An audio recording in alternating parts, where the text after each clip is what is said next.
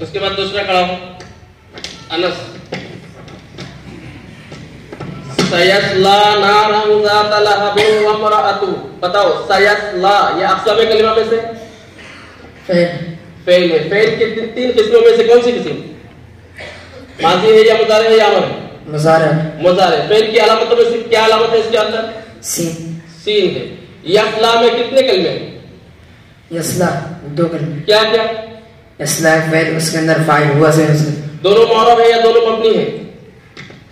یسلا معرب ہے ہوا مبنی ہے یہ مبنی اصلی ہے یا فرعی ہے مبنیت فرعیہ ہے مبنیت فرعیہ کی کتنی قسمیں مبنیت فرعیہ کی 8 قسمیں ہیں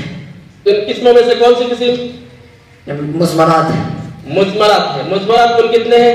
5 کیا کیا بتاؤ ضمیر مرفوع متصل ضمیر مرفوع منفصل ضمیر منصوب متصل ضمیر منصوب منفصل ضمیر مجرور متصل ضمیر مجرور متصل سیسلا میں یہ ضمیر کون سی ہے مرفوع متصل ہے یا منصوب منفصل کیا ہے ضمیر مرفوع متصل تو سیسلا یہ عامل ہے یا معمول ہے یسلا عامل بھی ہے معمول بھی ہے اچھا عامل ہے تو کس کا ہے اس کا معمول کیا ہے فاعل کو رفع دیتا ہے اچھے سے معمول ہے خلو فعل مضارع ناصب وجہ سے عامل کیا ہے اس کا یسلا کا عامل کیا ہے اپنے فاعل کو رفع دیتا ہے یسلا فعل کا عامل کیا ہے خلو فعل مضارع ناصب وجہ سے عامل معنوں کی کتنی قسمیں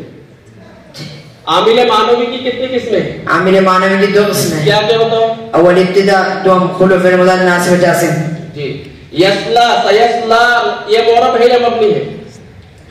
سیسلا معرب ہے اس کے اندر جو فاعل ہے وہ مبنی ہے یہ مضارع کے باعتبار وجوہ ہے اعراب کون سی قسم یسلا باعتبار وجوہ اعراب تیسری قسم مفرد معتل الفی کا اعراب کیا آتا ہے حالت رفع تقدیر سبا کے ساتھ حالت اسمی تقدیر خدا کے ساتھ حالت جسمی حسب نام کے ساتھ یہاں کس حالت میں ہے سیسلا حالت رفعی میں میں نارن یہ اقسام کلمہ میں سے کیا ہے اسم ہے متوکل ہے یا غیر متوکل ہے اسم متوکل یہ معرفہ ہے یا نکرہ ہے نارن ناکرہ ہے کیوں معرفہ کے ساتھ اقسام میں سے نہیں معرفہ کی کتنی قسمیں 7 قسم کیا کیا نام بتاؤ اول مصورات دوم اعلام سوم اسم اشارہ چاروں اسم مصور پنجم معرفہ بندہ ششم معرب باللہ ہفتم ان میں سے کسی قدر مضاف سیسلا نارن ذات لہب وامرأتہ ترجمہ کرو